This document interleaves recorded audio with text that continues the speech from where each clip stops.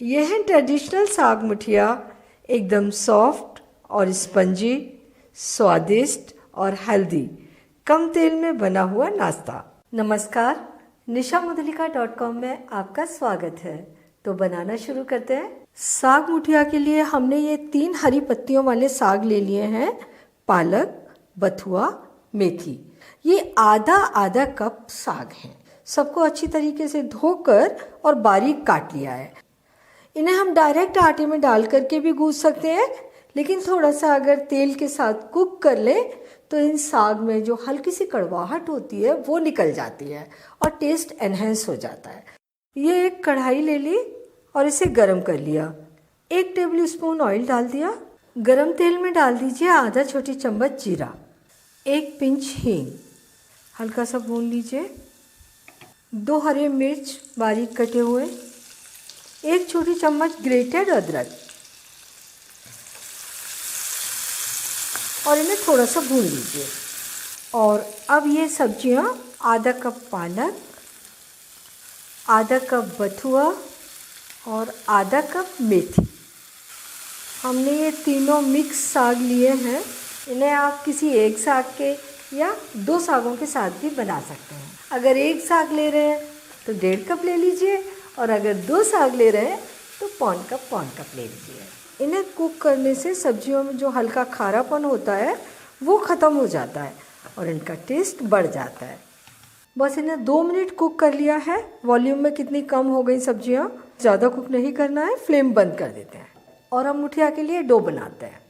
ये 1 कप गेहूं का आटा, वज़न में 150 ग्राम और आधा कप बेसन 75 ग्राम, 1 छोटी चम्मच से थोड़ा सा कम नमक या स्वाद अनुसार, 1 छोटी चम्मच धनिया पाउडर, आधा छोटी चम्मच लाल मिर्च, चौथाई छोटी चम्मच हल्दी पाउडर, आधा छोटी चम्मच अजवाइन। इसे थोड़ा सा क्रश करके डालिए, इसकी खुशबू बढ़ जाती है। 1 छोटी चम्मच तिल। गर्मी के मौसम में मुठिया बना रहे हैं, उस समय तिल अवेलेबल नहीं होते तो इन्हें नहीं डालें। आधा कप दही और ये हरे पत्ते जो अभी कुक किए थे।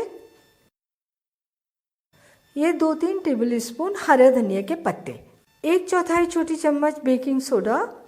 ये आधा छोटी चम्मच है जिसका हमने आधा लिया है। सोडा नाप कर डालें हमेशा, बहुत ज़्यादा नहीं डालना है। और अब गूंथते हैं आटा। तो पहले तो इन सबको अच्छे तरीके से मिलाते हैं। थोड़ा सा हाथ पर ऑयल लेते हैं और इसको आटे को ठीक करते हैं, थोड़ा सा स्मूथ बनाते हैं। हमें बिल्कुल भी इसमें पानी नहीं डालना पड़ा है। दही और सब्जियों के साथ ही आटा पूरा डो बन गया। अगर आपको सूखा लग रहा हो तो आप 1-2 चम्मच पानी डाल सकते हैं। बिल्कुल डो की तरह से ही इसे बनाना है। देखिए एकदम नरम डो है। डो तैयार हो गया। मुठिया को स्टीम कुक करने के लिए हमें चाहिए छलनी। इसे ग्रीज कर लेते हैं। तो थोड़ा सा ऑयल इस पर लगा देंगे। ये हो गया। हाथों पर थोड़ा सा ऑयल लगा लीजिए और इसमें से थोड़ा सा आटा तोड़ लेते हैं और इनको ओवल शेप में इस तरीके से तैयार कर लेते हैं। इस तरह का बना लिया। तो सारे डो से इसी तरह के गोले बना लेंगे। थोड़ी दूर दूर रखना है इन्हें। इन्हें कुक करने के लिए पानी हमने पहले ही बॉईल करने रख दिया था। छलनी को इस बर्तन के ऊपर रख देंगे और इसे ढक देंगे और 15 मिनट तक मीडियम हाई फ्लेम पर कुक होने देंगे। इन्हें कुक होते हुए 15 मिनट हो गए और ये देखिए कितने अच्छे फूले हैं।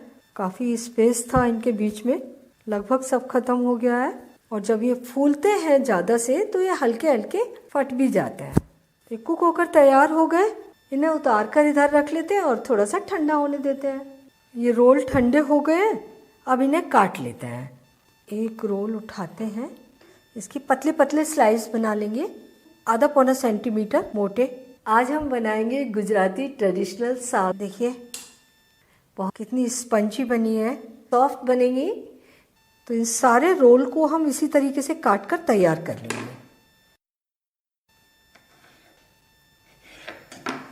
ये सारे मुठिया रोल हमने काट कर तैयार कर लिए। ये पूरी तरीके से कुक्ड है, सारे मसाले हैं इनके अंदर, इन्हें आप चटनी के साथ में सर्व कर सकते हैं। लेकिन थोड़ा सा और टेस्ट बढ़ाने के लिए इनको हल्का सा तड़का लगाकर फ्राई करेंगे। तो ये एक पैन ले लिया और इसमें डाल देंगे 2 टेबलस्पून ऑयल और इसे गरम कर लीजिए। गरम ऑयल में डालिए आधा छोटी चम्मच सरसों के दाने। फ्लेम को लो मीडियम कर लीजिए। सरसों चटकने के बाद आधा छोटी चम्मच जीरा और ये 1 टेबलस्पून तिल।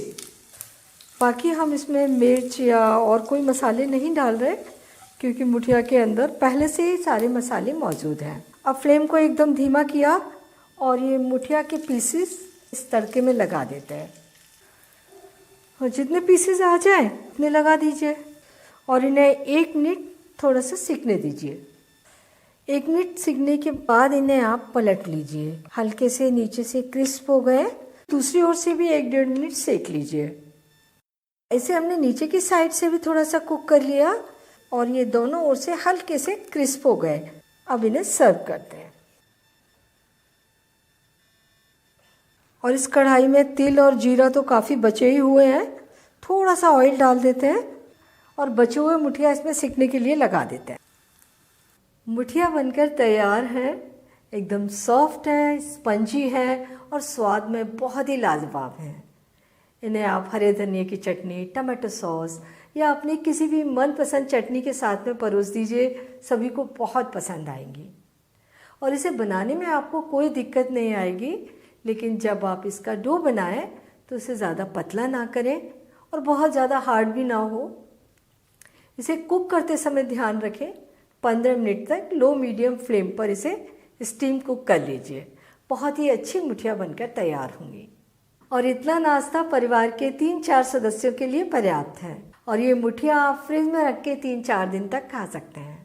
तो आप इस हेल्दी नाश्ते को ज़रूर बनाइए और अपने अनुभव मेरे साथ शेयर कीजिए और मुझे बताइए कि मुझे आपके लिए और क्या बनाना है। अगर मेरा चैनल आपने अभी तक सब्सक्राइब नहीं किया है तो प्लीज़ तुरंत कर लीजिए, बेल आइकन भी दबा दीजिए ताकि मेरी आने वाली रेसिपीज़ के नोटिफिकेशंस आपको मिलते रहें।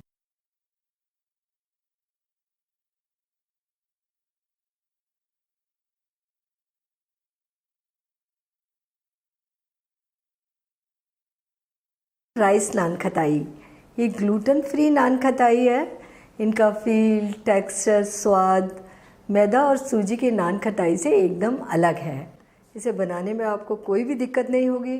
सारी चीज़ें नाप कर ले लीजिए, डो बनाइए और बेक करने रख दीजिए।